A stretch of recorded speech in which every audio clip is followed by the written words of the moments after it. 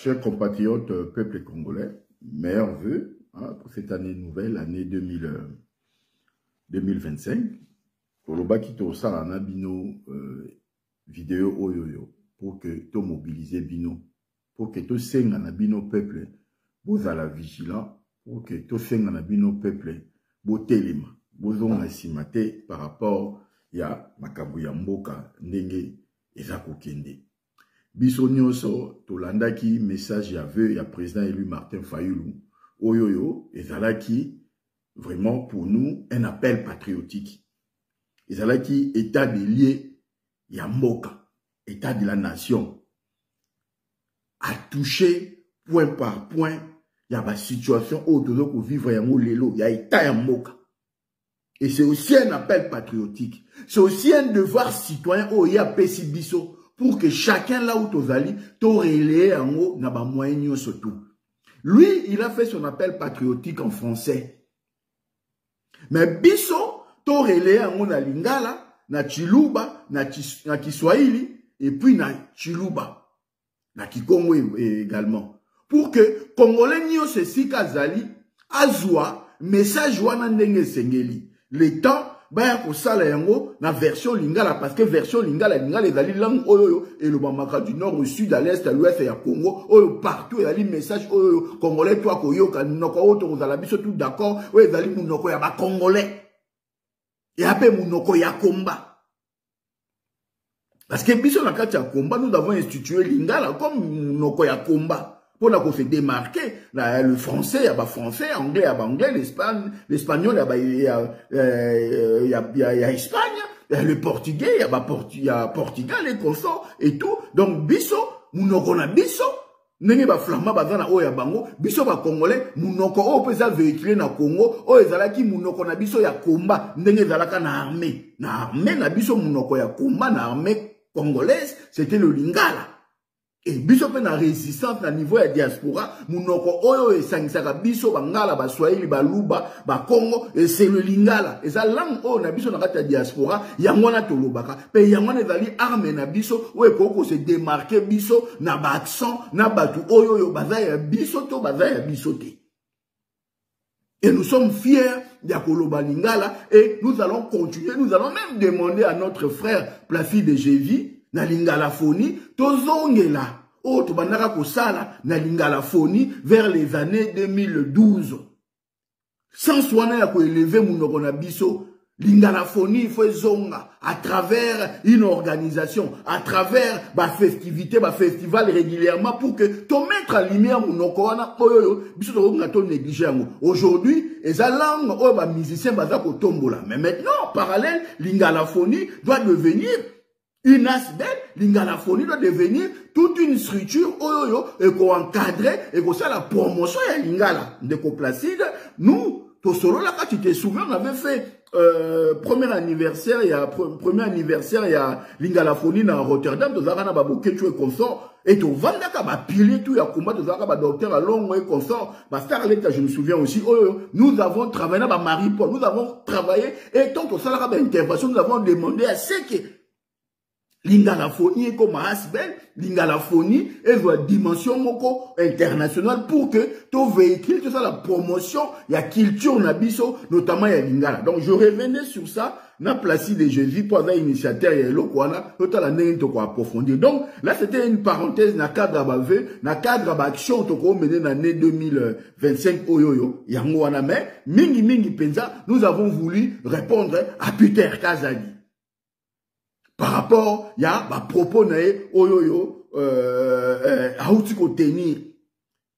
Ba propos oyoyo et ko causer une guerre civile na kati ya mboka.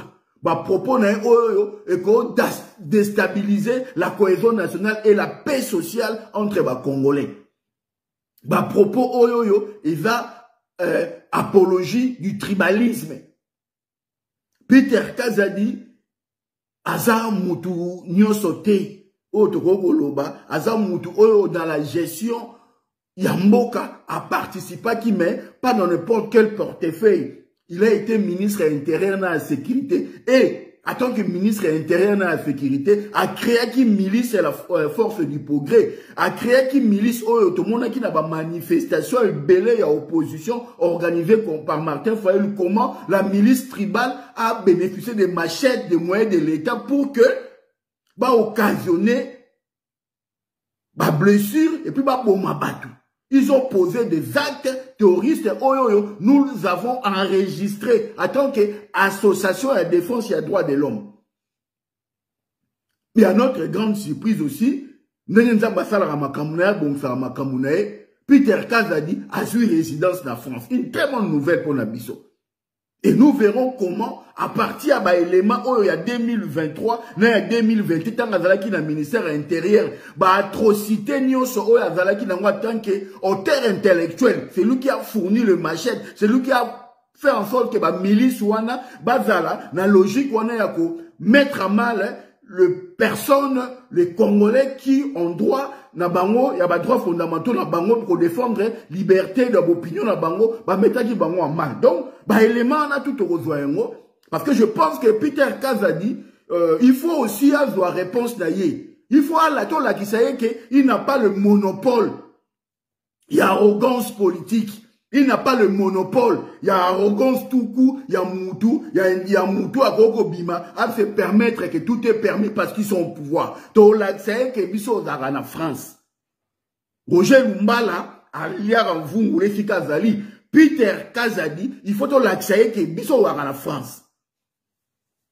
Et nous allons faire, parce que nous avons une structure APDH, Action pour la protection, la défense et la droit de l'homme, où ils ont enregistré en France depuis 2013. Et fonctionnera très bien. Nous avons organisé des événements, action et justice, interdisant des concerts et tout. Ça existe. Et APDH fera le nécessaire par rapport à l'élément autorozoa, na bateau tout ba victime nyonso et salamaki na 2022, 2023, tant yé Peter Kazadi, azalaki ministre intérieur, qui a organisé la milice privée, viendra se justifier devant la justice française. Ce qui est bien pour nous, c'est qu'il a une adresse ici. Ce qui est bien pour nous, parce qu'il peut être poursuivi ici. À partir du moment où tu as un domicile administratif en France, on peut te poursuivre en bonne et due forme. Et pour nous, c'est une bonne chose. En tout cas, merci la vidéo. On n'avait pas vu, on ne savait pas que tu avais une adresse ici. Et nous allons faire le nécessaire pour que tous les éléments de manière officielle. Et puis tout à l'heure, responsable, il y a Makambu, surtout les cas qui durant gestion dans le ministère intérieur, nous avons décidé de faire pour Nangobila par rapport à Yumbi et consorts. Voilà. Donc, nous sommes en train de travailler. Mais, en tout cas, on rêve encore par rapport à la politique interne pour rappeler aussi à Peter Kazadike, à un monopole. Il y a tribalisme ou il y a discours tribalité. Tout le monde sait le faire.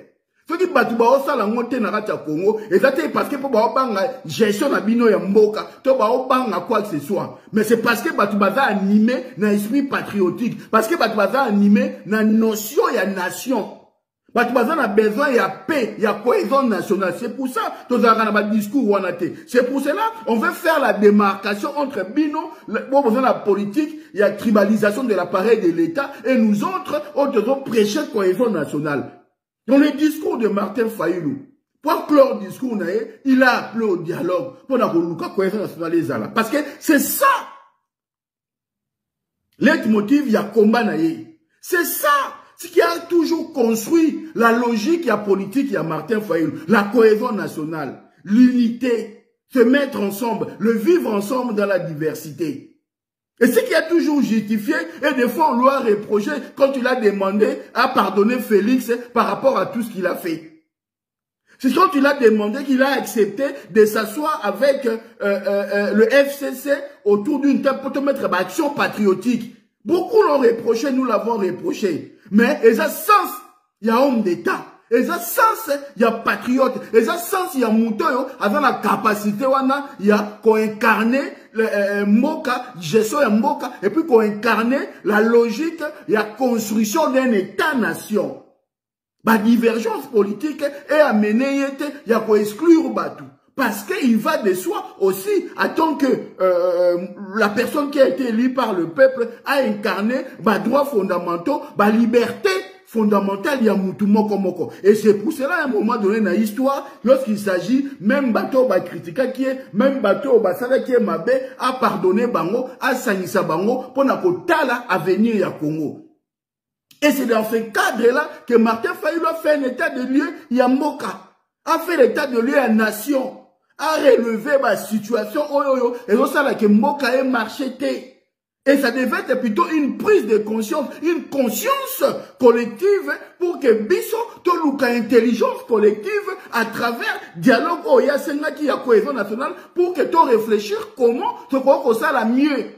Mais yo, Peter Kazadi, tu as voulu plutôt Oya na apologie du tribalisme pour Bino, lorsque vous n'avez plus d'arguments, lorsque vous n'êtes plus en capacité d'argumenter par des faits, par des éléments probants, il vous arrive que, bon, il y a un discours tribal, ou ça la que, Bino, à travers, ou grâce à l'apologie à tribalisme, bon, Coca-Cola, Batunda, où il y a tribu, mon va s'attacher à Bino. Parce que vous n'avez plus rien à proposer aux Congolais, à part un discours tribal, on sait que ça peut forcément pousser des gens, retranchement vers sa tribu parce qu'on pense qu'on est en difficulté. On sait, ça a toujours été comme ça. Mais donc on rappelle au Peter Kazadi parce que on a un niveau qui est pour comprendre l'histoire politique du Congo depuis 1960, voire même avant 1960. Dans l'histoire du Congo, et tu dois aussi d'abord rappel au Ebake. Congo est un Congo parce qu'il y a une composition de Bangala, Baluba, Baswahili na Bakongo. Congo est un parce que toi na tribu Mokokaka, toi qui biso tout aux Arabes Bangala, toi qui biso tout aux Arabes Baswahili, toi qui biso tout aux Arabes Bakongo, ou ceux qui biso tout aux Arabes Baluba. Non. La République démocratique du Congo est une composition de 4 pôles linguistiques. Et ce qui fait que, en 1960, au lendemain, il y a indépendance. La formation politique, la formation politique, plutôt composée autour, il y a un pôle linguistique. Au coup, il y a Abako, alias il y a Congo. Au coup, il y a Anamongo. Et ça ici, Paul Wanatou. Au coup, il y a Lubakat. À l'époque, on n'avait que ces 3 pôles linguistiques. Parce que les Katangais, et les Swahili, les Luba, en fait, les Swahili et les Luba, bazaïka en eloko moko. Mais, tant que l'élection est salamaki, le fait que le pôle linguistique est la majorité est Ana Mongo. Parce que les Ama Mongo contrôlent plus de 65% du territoire du Congo. Et en 1960, il majoritaire, nos moni va gagner. Parmi Ana Mongo, il y avait Lumumba, il y avait le Bolikango. Donc Lumumba est devenu premier ministre parce qu'il y a un régime parlementaire, mais il fallait désigner parlement et désigner président. Donc, si on a une logique tribale, il y a un Mongo, va s'affirmer ne majoritaire, ne Bolikango, anara kende kozala président Congo. Mais au nom, il y a cohésion nationale, il y a Mboka. Ana Mongo, tali nani banda ko bundana bango na lite, zui Congo, pesi donc Ana Mongo zwa kasavu tia ko tia mu Congo ne Congo. Ça vous devez retenir ça. Donc kasavu comme président Congo, pas parce que Congolais vota été, parce que Ana Mongo tiaye. Ça veut dire que quelque part notion, il y a cohésion, il y a vivre ensemble zalaki. Et quand Mobulo et Koti Belge écarté Lumumba Linga Longola Nani Kasavubu na place bazongi ici pouvoir na Mobutu parce que Mobutu était Anamongo parce que les Anamongo étaient majoritaires. Mais bato babundi sa Mobutu même si Anamongo bazaki majoritaire na armée et puis na population bato babundi si Mobutu ti balembi si Mobutu eza ba ne Congo ba Congo ba yaka Bayaka babundisa ba Belge, bango 1959, le 4 janvier 1959, et Zara bayaka mbabengana babundaka. Mais le roi Belge a linga ko latisa ba makambu, a latisi yango abako po ke na ndenge kendaki bongo la preuve na Congo bazaki majoritaire na élection et zalaki ba na mon. Mais bayaka mutu babundaka. Et salami ndenge salami, batu babundisa Mobutu na histoire na bane 90 na IDPS. ezali baluba te. Ba UDPS baluba bazaki na Kasai ba osala miba ba osala diama bazaki ba diamantaire. Bato ba bundisa Mobutu ba combattant ba ya première ère et ça ba yaka. Oto benga ba yaka. Ti Mobutu acha Munguludia ka vena fa rigidi Munguludia ka gouverneur pour asala neni a affaibli pression ba yaka na Kinshasa. Ti Mobutu alongwa tout le monde a diversité, sur le terrain populaire, et il s'appuyait sur les Bayaka. Il y a un moment plus proche collaborateur, il y a Tshisekedi, Jacques Matanda, Fayulu Bayaka. Parce que lui, il savait que capacité Bazaki n'a pas mabélé wana. L'histoire à Congo a changé en outil. Afdel les côtés na Congo zi pouvoir comme une guerre na bango na ba Rwanda na RCD Goma ba Rwanda RCD Goma ba ena njili batu ba bundisa ba Rwanda ba rebelle Tutsi batu ba bundisa RCD Goma na Tchangu ba yaka ba lubati yango mona gouverneur wana Théophile mbemba ba vandisa comme gouverneur ba sala keza la bongo nous avons pouvoir attendu ça on a bayaka azuzui ba vena biso oya armée oya kalavia ngokomo na rappeler atete batabandu lebele bayaka ba vi ba wera et comme ça ba calmer kin bayaka. Peter Kazadi zala na histoire politique ya mboka pour comprendre. Tant que Joseph Kabila alingi a modifié loi électorale a exigé recensement avant ba élection était secret da boya ba militaire IDPS ba bima wana IDPS c'est comme tribal Martin Fayulu Mouyaka asengi peuple bima to mona ndenge régime koya ça veut dire que ndenge yo do kanisa et sala mabongo te et ça ba tuloko la bangala ba makasi pa nature ba zela ba banda bango et à battre ba yaka ozala danger ozala neni a signé yo a bangote ti a kwesa o histoire ya Wenge rappelo wera seul avec toute une équipe composée a bangité a signé bango a baloli vapeur King Kester mené face à Papa Wemba toute une équipe est organisée à renverser vapeur ça veut dire que c'est un peuple guerrier. Nous avons vécu ba guerrier na Congo o ba bunisa. Il y a une histoire de Congo, autant à Moulili Mouyaka, autant à Gizenga.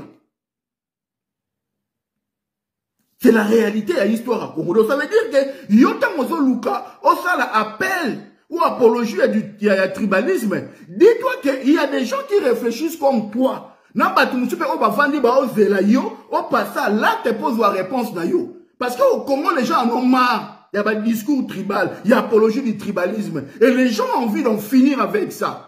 Mais bon, c'est la caca élément déclencheur. Et ceux qui ont une l'élément déclencheur, ils ont poussé de mettre fin dans le discours ou dans le tribal. Vas-y. Si t'es garçon, ose-toi. Va, attaque à Martin Fayulu, on doit réponse d'ailleurs. Je te rappelle, en 2019, tu te souviendras que, bon, mes caca, et bon, mon aranenini, qui t'a fait n'ingala batouamana, ko wuta, tchang, babandi, ko traverser. Peter Kaz a dit, le pouvoir n'a plus déjà fragile. Pouvoir n'a plus la capacité à laisser à Kinshasa pendant 3 jours sans Tchangou. Ce qui Tchangou est katani parce que yo luké yoma, parce que yo provoqué guerre civile. Batuba obundi sabino na ouest et zalapo na nzala.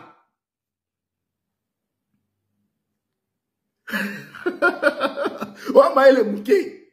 Pourquoi on a capacité ya quoi inciter guerre civile dans Mboka, il faut que la suite qu'on a la capacité à retenir les Congolais, vendre pendant 3 jours sans livraison en Foufoua, Massamou, Makala et Outanandela Tchangou. Parce qu'affrontement bandit, Ndela Tchangou et Kangama. Donc, ouest, bah, bloc à Oliate, bah, au pied, bah, magasin, bah, au bima, régime est quoi. Donc, vous n'avez pas suffisamment d'armes pour sécuriser, vous n'avez pas suffisamment de nourriture pour nourrir la population pendant qu'affrontement est au Salama. Vous n'aurez pas de nourriture pour collier sa ministre Nabino, n'a policier Nabino. Vous n'aurez pas assez de nourriture. Donc, bon, baissez d'un ton. Bon, par exemple, en 2015, vous avez dit que vous avez dit que vous avez opposant, vous avez défendu la calme et vous avez et ça, c'est bien. Mais Peter Kaz a dit, tu dois comprendre que Félix a négocié sa sortie. Félix a olongwa a okende, Jacques ba obima ba okena, ba Christian, ba Daniela, ba Roselyne Bombo, ba Anthony, ba Fanny, ba Nyakeru, ba obima ba okeba, ba osa ba ngeloti. Quand ndenge Kabila négocié na France wa sorti na ye, ba Jeannette, ba Nine Bele, nepe Félix a sali. Mais na liste na Peter Kaza dosate pour ton information. Et puis ye ba ngono ngo va na France wa, o na libulunguma. Non, on va en France, on va poursuivre judiciaire, on poursuivre yo.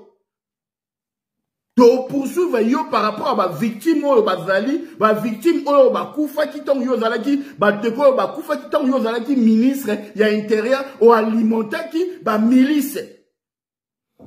Tala. Mouton a bandara guerre, aye ba ndenge souka et souka ati.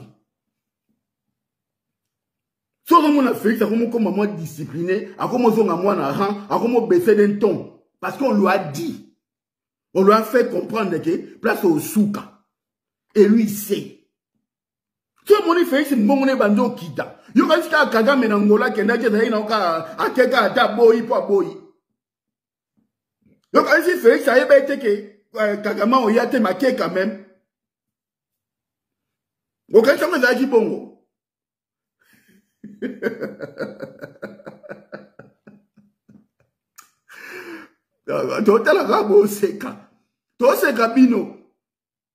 Peter Kaza dit, on vivre en pété, sur l'outil guerre civile et ça, na Congo. On vivre en pété. Pour balouba bazo souffrir n'engue moko, na ba Congo, na ba Ngala, na ba Swahili. D'ailleurs, on souffrir même plus. Parce que, ba flux migratoire, tout le monde, ba exode, tout le monde, qui ba camion organisé. Peter Kaza dit, ministre intérieur, à mettre la disposition de la population, à ba jeunes garçons, na Kasaï train. Oh, mon a foule, on est bima, train, qui n'a pas pena batu, batu ba tondi, ba mon côté et l'autre côté, lié au vent des vêtements, ba déporter bango. Déportation pénale, le gouvernement a mis les moyens traînés et déporter population, le longo de bango na Kasaï, pour que au tika bango na Katanga. Pourquoi? Pourquoi ça la milice, pourquoi ça la réserviste, tout le monde sait. Ils vont voter une loi pour la création de réserviste. Ba wazalendo. Oh, bazo kobundana Kivu, baza ba réserviste. Baza autorisé par la loi. Et ils ont légitimé ba milice na bango. Le bateau baza qui kala ba milice, oh bakoka kozwa minduki te, ba légitimé bango, le lo ba pesi bango pouvoir ya kozwa minduki. Ba kulu na o bazo kangao.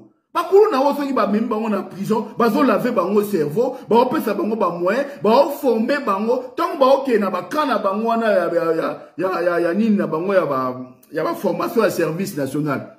Banana ba oké ni wapi après. Banana ba formater bango, ba otinda bango, ba préparer bango pour na bitumba. La réalité vers moi et on est informé de tout. Donc Peter Kaza dit, Moutazo bate. Au moins quand on est matin, il faut faire l'état de lié wana. À la capacité, il y a un contrat, ni on se signé un contrat léoné. À la capacité, il y a un détournement, ni on se salami depuis Félix à la tête en Mokawana. À la capacité, il y a violence, ni on se salami. Atrocité, ni on se salami va répertorier. Il a en capacité de tout démonter. Parce que c'est une personne qui est très organisée. Parce que c'est une personne qui aspire à gouverner l'État. Et pour être un bon gestionnaire, tu dois avoir des éléments, dossiers. Les jours où il va accéder au pouvoir, il n'aura que sa baguette magique pour mettre un mot. Parce que tous les dossiers, point par point, sur le plan économique, social, sécuritaire, droits de l'homme et consorts, il sait État en Mboka, l'état des lieux en Mboka, il en a fait, l'état en nation, il sait, le besoin social de base, il y a des Congolais, il le maîtrise, il sait par où on va commencer et par où finir son action. Est-ce qu'on attend d'un président? Est-ce qu'on a envie de voir Nabino Félix, Nab entourage na yo? Prenez l'état des lieux de Martin Fayulu, à organiser en haut, à structurer en haut, avec une hiérarchisation taillée par rapport à l'ordre institutionnel, par rapport à ce que Mokeko Talama et permettre Bino, besoin, mot à mot, ce qu'il a dit, et pour transformer en haut en acte posé, pour améliorer soit la vie sociale à Bas-Congolais, soit la vie politique ou sécuritaire et en Mboka. C'est à prendre ou à laisser. Il a été clair dans son discours. Mais à la fin, il a demandé à ce que les parties prenantes puissent se mettre ensemble afin qu'ils puissent réfléchir, voir comment construire une cohésion nationale, redresser Mboka na biso. Parce qu'il va de soi de l'intérêt de tous. Tout ça, on a besoin de polémique à la Comté. Ma dispute à la Comté. Félix passera. Nenye Kabila à l'écaki à Rosala na vie ou mort to éviter et au départ de Nenye Rolinga gérer Mboka. Soit Linga Longmane tranquillement. Il partira en beauté avec un accord signé arrangé. À quel moment on a eu le Congo restera. Pas mettre la Congo tout l'ôté. Mobutu a tchaki mutu makasa kendaki na force. Moussa tchaki mutu makasa kendaki. Kasa kuba kendaki. Tout le monde est parti et tout le monde doit partir et tout le monde va partir. Donc Peter Kazadi baisse d'un ton aux Amoutou, il y a des bosso, on va sacrifier à thé. Il y a eu des gens qui ont été sacrifiés dans le régime. Kabila a traîné dans le Congo, mais John Chibangu a fait Libanda. Kabila a préservé, mais des faits Kayumbu a fait la mabélé. Kabila a boé, a fait Salaboé, mais Moutouboé tel à l'imois. Dans le régime, il y a Chilombo. Il y aura des gens aussi qui vont payer des responsabilités. Il y aura des gens aussi qui vont être amenés à payer les pots cassés. Et Peter Kazadi, n'a baigné 3 fois. Peter Kazadi, tu assumeras ma responsabilité. Il y a tout ce qui a été comme massacre, la gestion de Félix Tshisekedi, la tête Yamboka. Parce que tu as été celui qui a assuré la sécurité, il y a Congo, en tant que ministre de l'Intérieur. Parce que tu as été chargé, il y a l'ordre public. Et c'est toi qui as permis à ce que, bah, milice, bateau, bah, une vocation, il y a retenir, bah, armes lors d'une manifestation sur la place publique, pour jouer rôle de la police. Tu passeras devant la barre pour justifier tout cela. Et ça, on le fera avec une intention de nuire juridiquement, parce que quand tu l'as fait, tu as voulu carrément imposer une dictature. Tu as voulu imposer et violer les droits fondamentaux et les aller protéger universellement. Chers compatriotes, tout élément. Et loko on dekonabiso, Peter Kazadi Zoya, Naengo, et ali loko yo, et au kabola biso. Et aller loko et kocha guerre civile. Et aller loko et kotangisa makila ba Congolais. Et nous devons tous nous ranger derrière un leader oyoyo à préserver la cohésion nationale et l'unité en Mboka Martin Fayulu. Et nous allons tout faire pour mettre hors d'état de nuire groupe d'individus oyo bakoya na apologie du tribalisme to bato bakolinga ba kabola ba Congolais parce que ce que yini le première victime est Rosala ba petit peuple. Le première victime est Rosala bateau ba Rosala moyen de défense. Ba maman oh ba si ba komi na ba 90 ans, 70 ans, bateau ba za ba malade, bateau ba za ba handicapé, bateau ba za une certaine fragilité.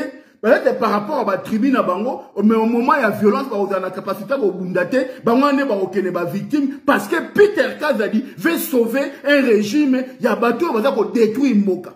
C'est pour cela. Comment Kazali, Mukongo Muluba, Mukongo Mungala Muswahili, interpeller Ndekonayo, Kebisa Ndekonayo, Lakisa Ndekonayo, Bolie Bisaye, Ndela à suivre. Félix a fait son mandat, il va partir. Mais ne rentrons pas dans l'apologie du tribalisme. Oh, Peter Tchani, Peter Kazadi, pardon, le pauvre Peter Tchani, change de prénom, mon gars. Peter Kazadi, Ayenango, na Augustin Kabouya. Et dans la table, tu as la province, Msoussoubaya, va critiquer, Makamou président Elia Sali Torondima, à Lobi Toronyoka, Toroluka, Tola Sabango le contraire, Torosenga Bango par le fait. Félix, le président Ali Martin Fayulu n'a pas cité le nom d'une tribu. Le président Martin Fayulu a dénoncé la tribalisation de l'appareil de l'État. Par rapport aux nominations de mandataires, par rapport aux nominations, il y a ma politique, il y a ma institution, il y a gestion et un moka. C'est une tribalisation de l'appareil de l'État. Il n'y a pas un autre nom. Et pour dire ça, c'est un péché. Parce qu'on a dénoncé le tribalisme, on veut accuser les gens de tribalisme, on veut accuser les gens d'alimenter l'apologie du tribalisme, ou c'est vous qui pratiquez le tribalisme que nous n'avons besoin qu'on applique en haut. Parce que le plus dangereux, ce n'est pas celui qui dénonce, le plus dangereux, c'est celui qui applique le tribalisme dans la gestion de la chose publique. Est-ce que nous sommes en train de dénoncer? Est-ce que nous avons tous dénoncé? Alors, chers compatriotes, tous à la moko autour d'un leader, Bitumba Nyonso, et Tambola Maka, na leader. Dans le but que tous à la derrière un leader, je dis autour d'un leader. Parce que c'est dans l'intelligence collective que nous allons peser. C'est dans la conscientisation collective que nous allons peser et avoir la force d'incarner un leadership meilleur qui va faire en sorte que chacun puisse jouer un rôle majeur dans la gestion, dans le développement de notre pays. C'est ça la détermination de notre combat. Et c'est ça ce que nous voulons prôner dans l'année 2025. Nous n'avons pas d'autre solution que de pousser ces régimes à la porte. C'est pour cela, beaucoup d'entre nous, beaucoup de vaillants, bande connexion au niveau de la diaspora, basent initiative mounene le 18 janvier. Et qu'on a la manifestation mounene, et qu'on a parti à 13h dans Château Rouge. Et qu'on a la manifestation, sur la thématique, il y a Tshisekedi destitution. Parce que Tshisekedi en lui-même incarne la politique tribale que nous combattons aujourd'hui. La politique tribaliste que nous dénonçons aujourd'hui. La meilleure façon de retrouver la paix, la cohésion sociale, la paix sociale entre les Congolais, la cohésion nationale, le vivre ensemble dans la diversité culturelle et tribale, il faut destituer le pouvoir tribaliste qui est incarné par Félix Tshisekedi. C'est pour cela les amis organisés, ils ont pris l'initiative et nous ont associés comme tout autre. Tous ensemble le 18 janvier à partir il y a 13h dans Château Rouge, Toya et Belé, Tola Kissa. Mokil Mobimbake, le pouvoir tribaliste, dans la Kachambo Canabiso, donc permettre à exister, donc permettre à fonctionner. Voilà en gros ce que j'avais besoin de faire comme vidéo, comme message. Message où l'équipe, ça peut être un peu long, une trentaine de minutes, une quarantaine. On aime bien parler, quand on parle aussi, ça sort tout seul et c'est difficile d'arrêter lorsque l'inspiration est arrivée. On fait avec,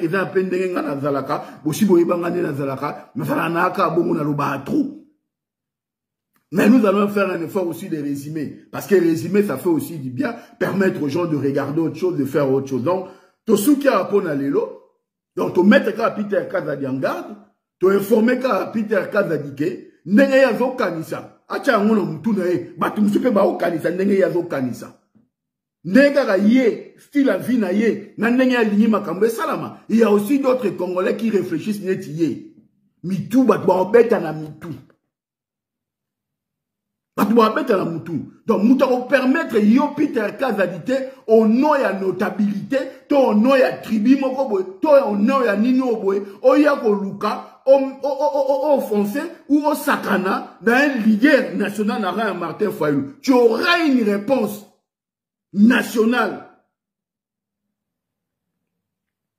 Et pour le niveau de la diaspora, on ressemble à voler tout. Mais, to yebika ke, to latisio mutu, ya mutoyo, azoko mema, apologie du tribalisme au Congo. Yo, Peter Kazadi. Tu seras poursuivi par ça. Tu seras poursuivi à cause de ça. Tchangono mutu na yo. C'est bien, tu as une adresse à Paris. C'est bon. Au Samba. Et tu vas justifier, force du progrès. Force du progrès. Li soki ba tuni yo, soki ba mena ba kangi yo, nana tinda ki yo kata mutu. Réponse ezala oka moko, ministre intérieur Peter Kazadi. Donc dans la vie, yo mutango bazo tino ke noko posa acte, yebaka ke acte ozo ke noko poser, ya kozwa lichette, o ke noko kata mutu. Lichette wana o ke noko kata mutu e kozala na ba conséquences. Ba conséquences wana yo ndoko futela yango Peter Kazadi te. Donc, ba kondanaka, ba auteur intellectuel, ya ba biloko wana na ba ata bongo, deux fois que la personne qui a exécuté. Donc, yo ton bazo tinda yo, tangaka komba muta o tinda yo. Yo mtu ba o tinda yo, o provoqué batu, au nom ya tribalisme, tangaka komba muta o tinda yo. Peter Kazadi. Kangara komba Peter Kazadi. Enregistré Peter Kazadi. Tanga ko tinda bino. Bozo ba machette. Bon enregistré parce que il y aura des conséquences. Et le jour où il y aura des conséquences, Yosoko bomaki mutabatu. Yosoko zokisaki mutabatu. C'est toi qui vas payer les pots café. Okofuta ba pot café parce que Chilombo, parce que Peter Kazada Tindio. Chilombo et sa famille ont signé des accords. Pour que ba toucher bangote, ba osale lote, ba toucher l'oroboete, ba osale l'oroboete, ba osale l'oroboete. Ils ont un accord déjà fait et ça l'a mis par la France et ça l'a que ba okende bien. Ba okende bien. Ba o garantir bango, ba osala ba okenda bango. Ya omoni bango ba limwe ba lingisu ba makele mingite. Peter Kazadi abimisi mapeka. Il faut mutu moko asimba azwa ba responsabilité. Kale va azwa ba responsabilité ba makamunyo soto limwe. Aokana ate, mais alataka ngoa. John Numbi alataka ngoa. Po bazonga na Kongwana, il faut basala ba coup d'état, po bazonga na vie normale ba vivre en moté. Mais bazali pe na ba bien, maintenant on appelle la France on ba kima. Peter Kazadi chango na mutu na yo. Jantinya zalaka munoko jantinya limwa. Ba kimuta bazalaka ba kimuta ba limwa. Peter, parce qu'il y a eu des accords faits, ils ont accepté de laisser le pouvoir. Quand ils étaient à la tête, Yamoka, ils n'avaient pas prêché le tribalisme. Mais toi, tu prêches la guerre civile. Toi, tu prêches l'apologie du tribalisme. Toi, tu prêches le tribalisme. Toi, tu prêches la division tribale. Toi, tu prêches dans la gestion de la chose publique l'imposition d'une tribu. Mais ça ne sera pas pardonné par le Congolais. Et tu vas le payer cher, Yomoko. Yomoko mtoko futa eloko. Bato nyonso baza simanayo. Ba o défendre yote. Zobe exemple ba bocha batebele ba oliambongo net yo. Ba la ba responsabilité net yo. Mais sur la question du tribalisme, ba kanga munoko na bango. Ils voient bazo vana nie. Bazo lingokote na bitumba wana te. Mais yona Augustin Kabouya, vous voulez montrer aux gens, vous êtes des misérables, ba parvenus, des gens wutika ba bimika na mokili lelo. Bolingi bolata Congo na Mukongo. Vous allez payer. Il y aura un moment oyo mutu na mutako futa et loka osala ya mabepo na Congo wana. Le peuple Luba sont les premières victimes dans makambo ezako le kana Congo. Parce que baza aujourd'hui tout le monde les regarde. C'est comme si pour le peuple moko ezana pouvoir et pourtant les gens souffrent. Partout baza ko kende, ba tu vas comme ko rendre bango vie difficile. Pourquoi? Parce que ba discours oyo ya batu lokola ba Peter Kazadi, ya ba Augustin Kabouya, incitation à la haine tribale, incitation à l'apologie du tribalisme. À chaque fois, quand vous arrivez, vous accompagnez une politique tribale, une politique tribaliste. Ça incite la frustration tribale. Et ce qui fait que ça renvoie Batou dans le rejet total. Et ce rejet peut être transformé en violence ou en guerre civile. Et ça, il faut faire attention. Et lorsque le président élu Martin Fayoulou fait un état des lieux pour alerter, pour dire que attention, attention. Et loko bozali ko lukabo mené. Et zali loko moko oyoyo et ko mema mboka na biso na déstabilisation. Venons s'asseoir pour que nous cherchions la cohésion nationale. C'est ça le mot-clé. Il y a discours, il y a appel patriotique. Parce que nous, le vœu, il y a Martin Fayoulou, le message de vœu pour Nabiso, ça a été un appel patriotique. Tout le monde il y a un message de vœu. Tout le monde un discours, il y a fin de l'année. Mais tout le monde a une dimension, il y a appel patriotique. Oh, et pesi congolais tout, devoir patriotique, il y a comme pesa bandeko, ba yoka, ba comprendre, il y a comme magnola, il y a comme expliquer. Et nous sommes en train de faire notre devoir citoyen d'interpréter mot à mot la pensée, l'esprit, l'idéal. Il y a Martin Fayoulou au regard, il y a tout ce qui a été dit. Et mettre en lumière la vérité, il y a apologie du tribalisme, les camps au pouvoir, Peter Kazadi a donc prôné comme réponse dans ce qu'on attend à Bango, gestionnaire, va rétablir l'ordre, sécurité et l'économie en Moka. C'est ça, parce qu'ils ne peuvent pas produire des faits, et améliorer le besoin social de base, yaba congolais. Tout ce qui leur reste, c'est que de faire l'apologie du tribalisme. Ah, potoza batube balingara bisote. Ah, potoza balingi bisote. Papa, réponds-nous sur la question, yaba question léonais, contrôle léonais là. On a besoin d'avoir des éléments. Yaka, l'accès du son contrat, moi, vous signer, où ils vont respecter, où ils vont favoriser Congo. En commençant par le port de Matadi. Par la suite, il y a banane. La Kisa Biso contrat ni obino bo signé. Le peuple congolais a quoi applaudir, a quoi gouvernement ou ba patriote, basé na patriotisme économique, t'as la contrat et donc profiter na Congo. Montrez-nous un exemple. Zéro. Sur le détournement, la Kisa Biso que est-ce que mongo autant bon versa qui pour un projet pour na finalité chantier dans la boue, est-ce que ba respecter ba norme tout est qui signer un contrat. Boye la biso ka geloko moko oyo mbonga bimaki autant ba facture kenaki autant et souki boye soki ezali zéro. Lorsqu'on dénonce la vie chère, lorsqu'on dénonce le pouvoir d'achat et cher, bon la qui s'abattu. Le contraire, bon la qui s'abattu production pour que le peuple congolais n'a fait naïe. Prouvez les gens le contraire. On vous demande pas de faire l'apologie du tribalisme. On vous demande pas de dire ah biso notable à Kassaïen, Toya Rossala. C'est pas. On n'attend pas ça d'un notable. Un notable, c'est un sage.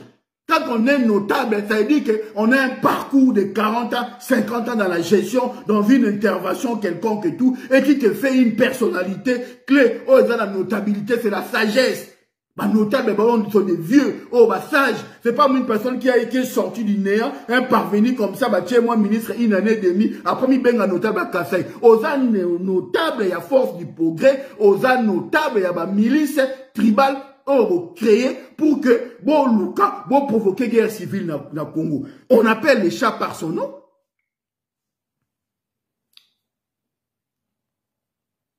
Yamwana Peter Kazan. C'est pour cela, Bisso, Tozala, debout, to partager vidéo, les vidéos dans la Bosso, on a sali en début de cette année, et c'est vraiment un devoir citoyen, on a sali yango, à la suite, il y a appel patriotique, il y a Ndeko Martin Fayou, le président Elia Outiko Sala. Donc, yango, on a pour partager yango, boli yango, bon sala nango de bolingi, et la vidéo na bino, comme d'habitude, moi je n'ai, un usage commercial, qui n'a ma vidéo na ngai, na pesa rabino. Voilà. Et Ndeko Moko, na moni, na esakeke na zalaki, na oleka pa, Papi Kawaya, a Epsingana qui n'est pas ma grande chaîne. Papi Kawaya est une grande chaîne. Papi Kawaya est un patriote. Papi Kawaya, c'est celui, quand tu passes, quand il organise ses émissions, Batubayo Kakaï. Et Zandeye Moko na tolo bate. Ils ont des sites na YouTube, ngai, na kendaka pour passer message. Tolo bate, na Papi Kawaya. Et je vous dis, je n'ai pas besoin d'aller, entre guillemets, na ba chaîne, na ba divertissement. Je n'en ai pas besoin. Et vous m'avez jamais vu passer na ba chaîne wana na okendara te parce que ba cause on a défendaka ba message on a pesa na pasaka ezoko senga eleka na ba chaîne patriotique différence. Moi je ne peux pas, j'ai des amis ba edangai ba grand journaliste comme Badio Ndolé, c'est mon beau-frère Bokila Lokondo et Fapé Kato, mais ceux dans un besoin de la chaîne on les pas dit. Parce que Adi ngana, journaliste à Liboso na banda ko sala na émission, eza Adi Londolé. J'en ai fait quelques-uns na Belgique, na sala kana Limia, na sala kana Pasteur Bobo, bande ko Fabien Kouswani Kabazali aussi, ils sont très forts. Mais je vous dis que le premier journaliste na sala nae, Ezan de Koana, et on en fait qualité à travail dans leur. Si j'ai un message à passer, eux qui font les capanae, non, ok, ne ko sala yango. Mais bon, naza ngamoko naza déjà une grande chaîne. Parce que le message nangai et les Karana Congo Flash, bah message nangai bah mi nangai peu les Karana Congo Flash c'est mon partenaire. Boke na Congo Flash boke de kota la bon message nangai bah vidéo nangai peu les Karakuna ingeta. Merci à tout le monde.